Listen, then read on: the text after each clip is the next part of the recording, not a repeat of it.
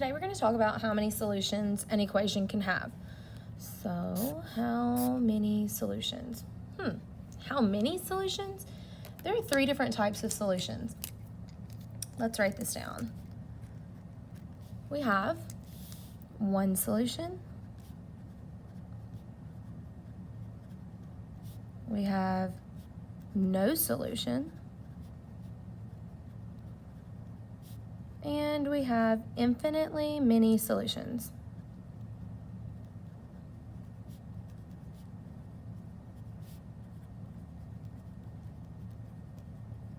Okay, those are the 3 different types. So anytime you're asked to solve an equation and list how many solutions it has, you're going to have one solution, no solution, or infinitely many solutions. Since these are our notes at the top, let's go ahead and add a few little helpful hints when you're solving. One solution, your answer is always going to be x equals a number. And yes, 0 is a number. So x equals 0 is one solution. That is a number. No solution is going to be, as you solve, your variables go away and you're left with a number equals a different number. And as you solve an infinitely many solutions equation, you're going to have the same thing equaling the same thing. As you're starting to solve, your variables will disappear at the same time, your constants will start disappearing at the same time, and once you get all the way down to the bottom, it's going to be same thing equals same thing, or we like to call that 0 equals 0, because 0 is 0. So if you have the same thing equaling the same thing, as you're solving, you're going to notice that that's infinitely many, and that means that x would have an infinite amount of possibilities as the answer. Let's go ahead and write down a few problems to start solving. So our first problem, 8x plus 5 equals 3x plus 15.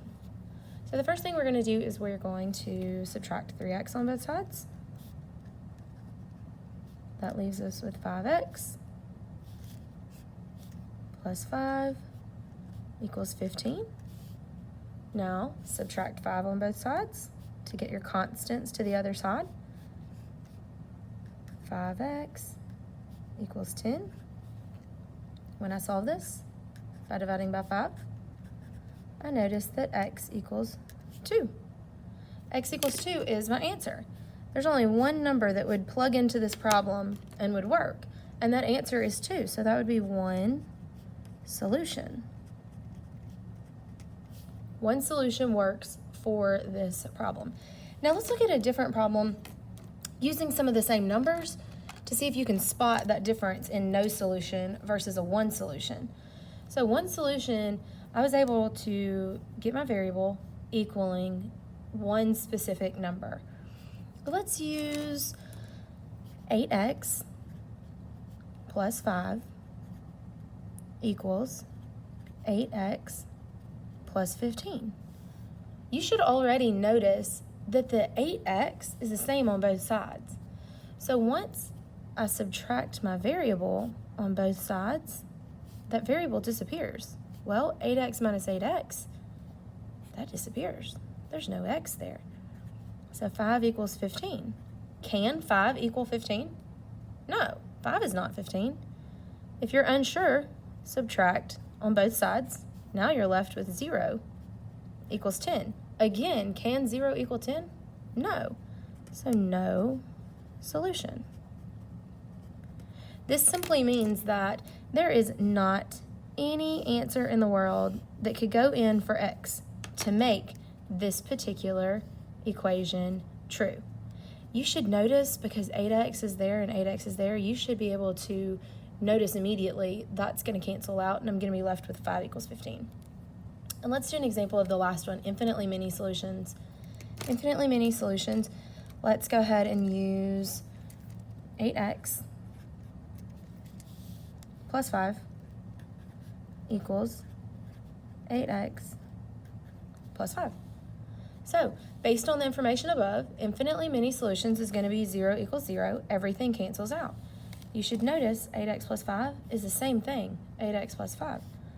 once you start solving this equation, everything cancels out. You're left with 5 equals 5. Well, that is same thing equals same thing. Go ahead and subtract it.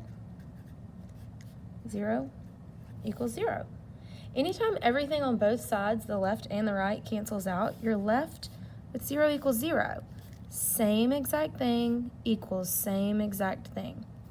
This would be considered infinitely many solutions.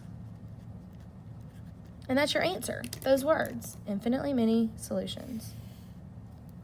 That means I could plug any number in the world into x on this side and any number in the world, the same number, into x on this side, and they're always going to equal the exact same